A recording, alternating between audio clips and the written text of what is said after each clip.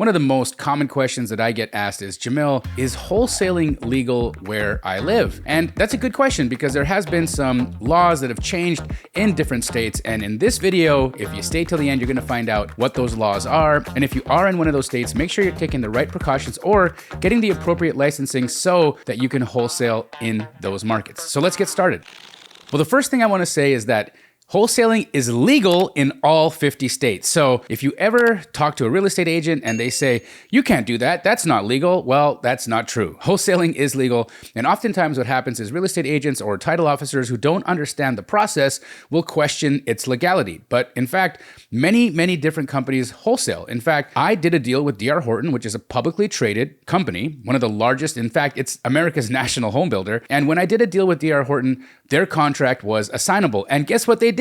Assigned a portion of the contract. It was an incredible thing for me to see. Wow, a publicly traded company is actually wholesaling a portion of the deal that we're doing together. It's a very routine thing in commercial real estate or large investment firms to have their contracts be assignable and for them to assign portions of their contract so that they can close the first part or portions of the rest of the contract. So be aware that wholesaling is absolutely legal in all 50 states, and it is a common tactic used by many large institutional investors. And you, as a smaller investor, can take advantage of the potential and the power of wholesaling so that you can earn tremendous amounts of money. Now, again, I'm going to go through some of the legalities in specific states. So get your pen and paper ready because if you want to make some notes, now would be a good time. Let's start with Oklahoma. Now, in Oklahoma, you do require a real estate license to wholesale. So if you are wholesaling in Oklahoma, make sure that you do get a license. Now, getting a real estate license isn't a very complicated thing. Usually it can happen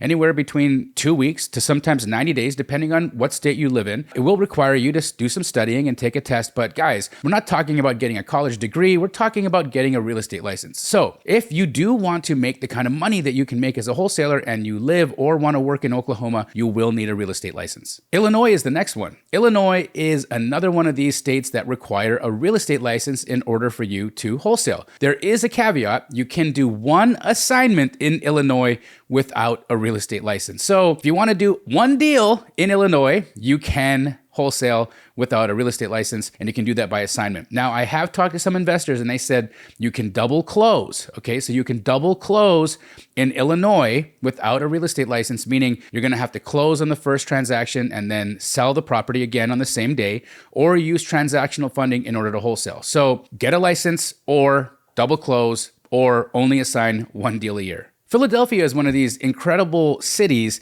in the state of Pennsylvania that requires a specific type of license to wholesale, and it's a wholesaler's license. So if you want to wholesale in Philadelphia, you're going to need to get a wholesaler's license. You would want to contact the Board of Real Estate out there and find out the process of getting that done. And there's a lot of wholesale activity going on in Philly, but less than other places. And the reason is because people don't like taking tests or getting licenses. So if you are going to wholesale in Philadelphia, it could be a blue ocean of opportunity for you, but make sure you get your wholesaler's license. Next, we're moving to Arizona. Now, Arizona is one of these great states that allow you to wholesale without needing any licensing. Phew, because that's where I do all my business. Now, I do have most of my team licensed because I think it's a good thing. Actually, I'm not against licensing at all, but I actually don't carry a license myself, and I'm the owner of the company. There is a rule in Arizona, however, that requires you to disclose that you could potentially wholesale the contract. Now, the verbiage that I use is, buyer is an LLC that may wish to decide to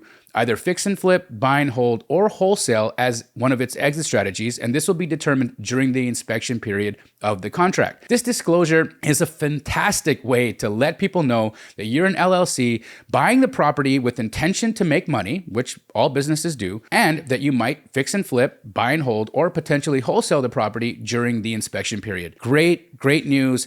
Arizona is a perfect place to wholesale, and that's why I love doing it here. California is another one of these states that require you to disclose that you are going to wholesale the property, but they have an additional piece of verbiage that you're going to need to add, and they need you to add that you are going to make a profit from wholesaling. So in California, you need to disclose that you're wholesaling the property and that you are going to be making a profit. They also will make you spell out what that profit is going to be, so it's going to need to be on the contract. So if you're making a big chunk of money, just be aware that everybody that's involved in the contract is going to know that you're making that money in that deal in California. Now, you might say in California, Jamil, why don't we just double close?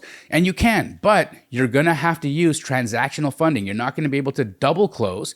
You're going to need to use transactional funding in California because you're going to need to hold the property for 1 day. They won't do a simultaneous closing or a pass-through closing. They're going to require you to hold the property for 24 hours. So that's going to require you to have transactional funding. Now, in California, make sure you understand that you're going to need to have a pretty good amount of profit because closing costs in California can be specifically high. The reason being is, first, the price points, right? The price points in California are higher, and that means that the policies, like the seller policy, is going to be pretty expensive in that deal. Make sure you got enough cushion for the pushing because in California, if you're going to hold it for a day, it's going to cost you. Next, we're moving on to Nevada and Colorado. In both Nevada and Colorado, you need to make a specific disclosure that you are going to assign the contract. But that's all you need to say, that you are going to assign this contract. This just makes it very well known to all the parties involved that you might assign or that you intend to assign the contract. Pretty simple, but no other regulations in Colorado or Nevada. Moving on to Texas, you're going to need to make a disclosure that you're going to market the contract. So this is a little different, right? They're not talking about assignability. They're not talking about holding the property or needing a real estate license or a wholesaler's license. They want you to disclose that you're going to market the property. Very interesting. So if you're going to wholesale in Texas, let it be known that you intend to market the contract or market the property, and you'll be okay. And finally, Utah. In Utah, you are required to have a real estate license. In fact, most people that wholesale in Utah won't even market with photos. It can and has been a problem when you send out a contract to be marketed as a wholesale deal. They don't like it when you send out the photos, and they also want you to specifically state that you are having a contract for sale. So you're not selling a property. Make sure that you specifically say that you are marketing a contract. A contract is for sale. Now, again, in all of these states, guys, make sure that if you are licensed, that you are disclosing that you're licensed. Actually, in any contract, if you are a licensed real estate agent, you have to disclose that you're a licensed real estate agent in the transaction. So again, make sure that you have those disclosures. Now, guys, I am not saying that this is a complete end all and be all list of rules and regulations. You'll want to make sure that if you intend to wholesale and if you have any questions or nervousness, that you consult a real estate attorney in your state to make sure that you've got all of your I's dotted and your T's crossed. Now, guys, in some states like California and Florida, they have some rules about unilateral cancellations. A unilateral cancellation is where only the buyer has to agree to cancel the contract. You don't need the seller's permission to cancel. But in states like California or Florida, you actually need both parties' consent. So if a seller's mad at you for canceling the contract, they may just fight you for the EMD. And that can turn into months and months of arbitration and hold your EMD up. So be careful. Again, I'm going to advise you, make sure you speak to a real estate attorney before you wholesale if you have any nervousness or any questions. And guys, remember, I am writing the wholesaling book for BiggerPockets, the only one that's ever been published, the only one they'll ever need to publish because it's going to be the best one you ever read. And if you want to pre-order that book, you can go to biggerpockets.com/wholesale book. And I'm giving away an incredible amount of freebies for pre-orders. Yes. If you want to learn how to comp like me, I'm actually giving away a 3-hour session where I'm going to install my comping brain into your brain so that you're never going to have any questions on what an ARV of a property will be. You'll know exactly how much you should pay for that property and what that property is worth. I've never done that on a one-on-one session with anyone, but maybe you. Guys, so happy that you joined me on this video. And if you again want to learn anything about wholesaling, check me out on my YouTube channel at youtube.com/JamilDamji, or you can catch me on the market on BiggerPockets, and I'll see you in the next one.